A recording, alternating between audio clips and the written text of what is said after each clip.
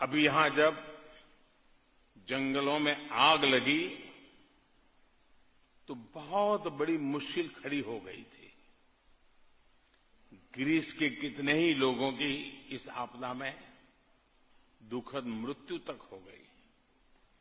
भारत संकट की इस घड़ी में ग्रीस के लोगों के साथ है।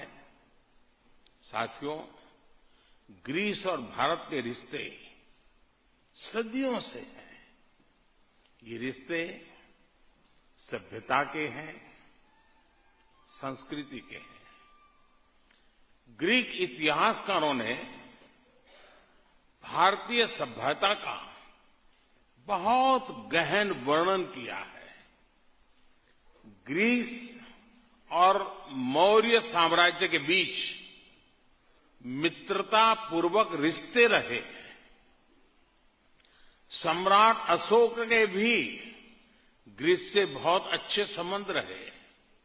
जब दुनिया के बहुत बड़े हिस्से में डेमोक्रेसी के बारे में चर्चा तक नहीं होती थी, तब हमारे यहां लोकतांत्रिक व्यवस्थाएं थी।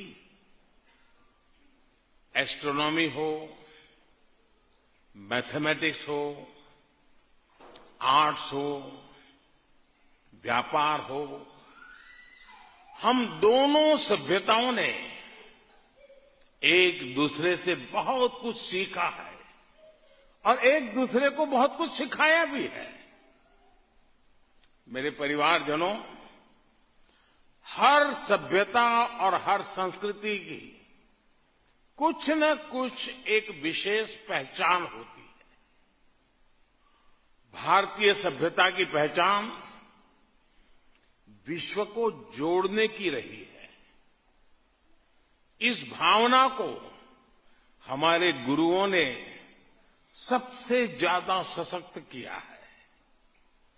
गुरु नानक देव जी का विश्व भ्रमण, जिसको हम उदासियों के रूप में जानते हैं, उनका उद्देश्य क्या था?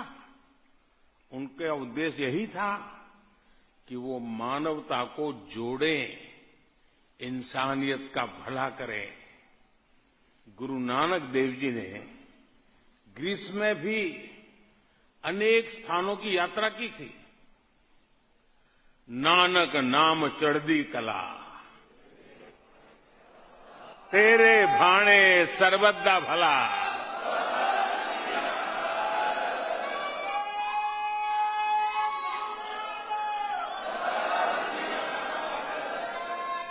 सबका भला हो, सबका हित हो, यही कामना तब भी थी और आज भी भारत इन्हीं संस्कारों को आगे बढ़ा रहा है।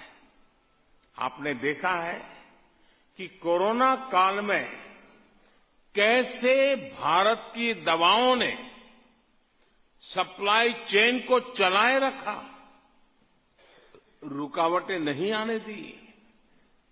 Made in India corona vaccine ने दुनिया भर में करोड़ों करोड़ों लोगों का जीवन बचाया। कोरोना के इस काल में हमारे गुरुद्वारों में लंगर लगे, मंदिरों में भंडारे लगे, हमारे सिख नौजवानों ने मानवता की मिसाल पेश की। एक राष्ट्र के रूप में, एक समाज के रूप में ये जो काम भारत करता है, यही हमारे संस्कार है। साथियों, आज दुनिया नए वर्ल्ड ऑर्डर की तरफ बढ़ रही है। भारत के बढ़ते सामर्थ्य के साथ ही विश्व में भारत की भूमिका भी तेजी से बदल रही है। अभी मैं दक्षिण अफ्रीका में ब्रिक्स समिट में हिस्सा लेकर आ रहा हूं।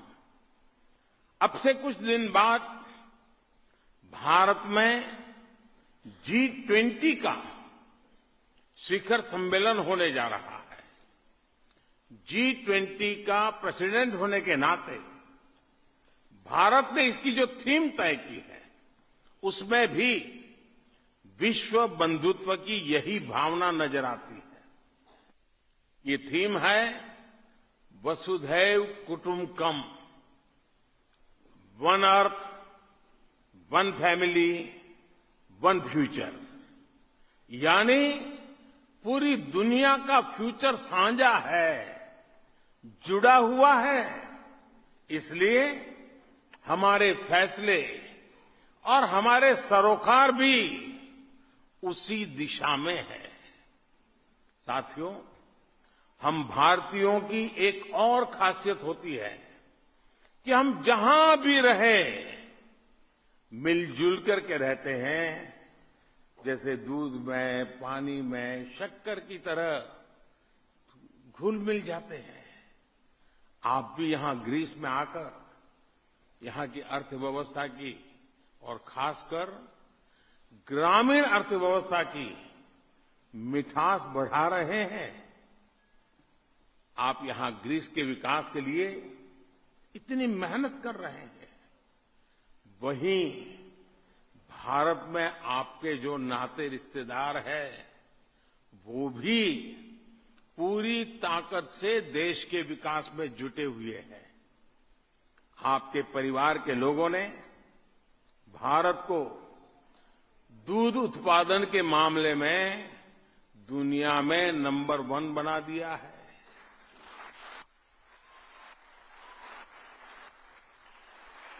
आपके परिवार के लोग भारत को धान, गेहूं, गन्ना, फल, सब्जियां, इन सभी के उत्पादन में दुनिया में दूसरे नंबर पर ले आए हैं।